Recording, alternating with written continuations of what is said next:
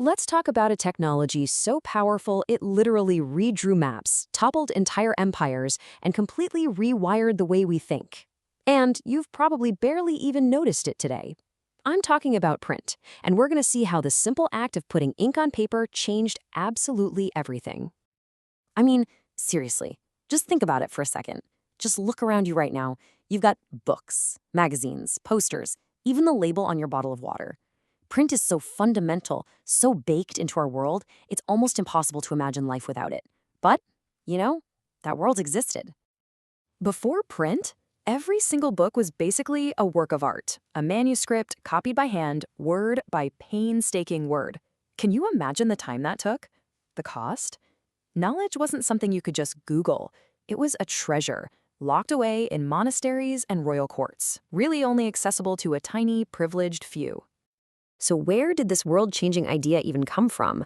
Well, you might be thinking of Europe, but the first spark actually flew much, much earlier, over in East Asia.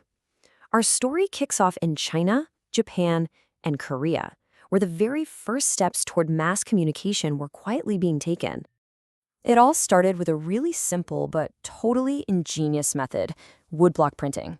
As far back as 594 AD in China, artisans would carve an entire page of text onto a single block of wood. Think of it like a giant, intricate stamp. This tech then traveled with Buddhist missionaries over to Japan, which gave us the oldest printed book still in existence, the Diamond Sutra from 868 AD. By the 13th century, this method kind of reached its peak in Korea with something called the Tripitaka Koreana, a massive collection of Buddhist scriptures, all printed with this same basic technique. So why did print take off in China? Well, it was kind of the perfect storm of demand. The huge imperial government needed tons of textbooks for its civil service exams. Merchants, they needed it for keeping records and for trade. And you had this new booming city culture that was just hungry for stories, poems, and plays. And what's really cool is that print wasn't just for powerful men. It created whole new communities of readers, including wealthy women who actually started writing and publishing their own work. Print was literally weaving itself into the fabric of society. Okay, so let's shift gears and head over to Europe. For centuries, the idea of printing was slowly making its way west along the Silk Road. But when it finally arrived, it was about to get a major upgrade, one that would set off a true knowledge explosion. So the story goes that Marco Polo brought the knowledge of woodblock printing back from China to Italy around 1295. And it did catch on, but mostly for things like playing cards or religious pictures. There was a big problem, though. Europe's appetite for books was growing fast, and carving a whole new wooden block for every single page was just way too slow. They needed a breakthrough. And that breakthrough came from a man named Johannes Gutenberg. See, he grew up around wine and olive presses, and he had this brilliant light bulb moment. He took the idea of a press and combined it with movable metal type, individual letters that you could arrange and rearrange. This slide here shows you the difference perfectly. On one side, you have a scribe, slowly, painstakingly copying a book by hand.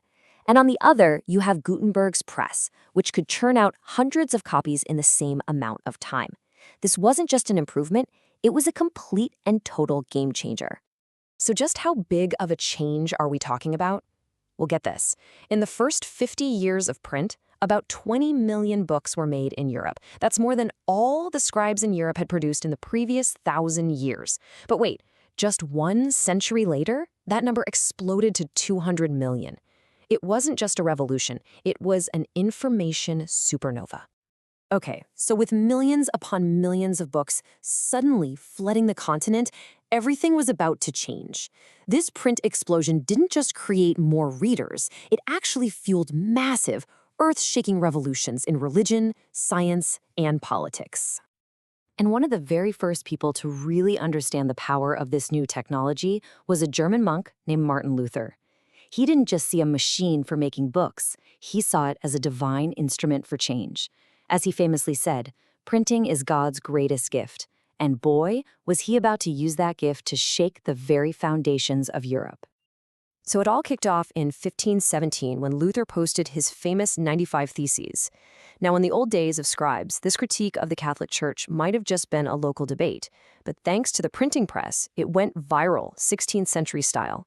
Copies spread across Germany in a matter of weeks, and soon, all of Europe. For the first time ever, one person's ideas could actually move faster than the authorities trying to shut them down. And this right here, sparked the Protestant Reformation, a massive split in the church that redrew the map of Europe, all fueled by the incredible speed of print. And the revolution didn't stop with religion. Thinkers during the Enlightenment believed that print could do to kings and queens what it had just done to the church. The novelist Louis-Sébastien Mercier basically threw down the gauntlet, declaring that the power of the printed word would make tyrants everywhere tremble. He saw the printing press as the ultimate weapon in the fight for reason and liberty. In fact, a lot of historians see print as the key ingredient in the recipe for the French Revolution. First, it spread these radical new ideas about liberty and rights far and wide. This created something totally new, a public sphere where regular people, in coffee shops and salons, could actually debate these ideas and question everything. Well, soon that debate boiled over into open criticism of the monarchy and the church, chipping away at their authority. Print didn't just report on the revolution. In many ways, it created the intellectual climate that made it possible. Now, this revolutionary power wasn't just a European story.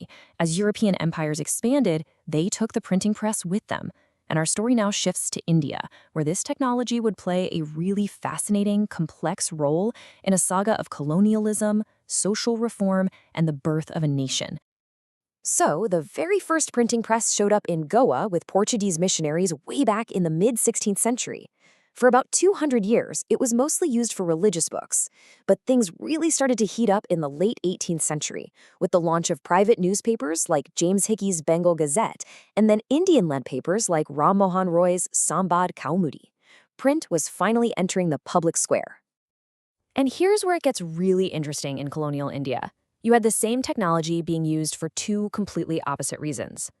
For the British, the press was a tool of control, for administration, for propaganda, for spreading their culture.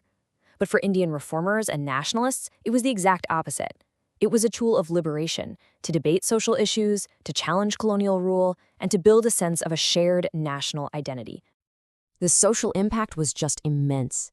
Newspapers kicked off these fiery public debates about everything from religious customs to women's rights, giving people a voice they never had before. Reformers like Jyotiba Phule and B.R. Ambedkar used print to powerfully attack the injustices of the caste system. And maybe most importantly, print took the idea of nationalism out of the hands of a few elites and spread it to the masses, helping to forge a single, unified Indian identity.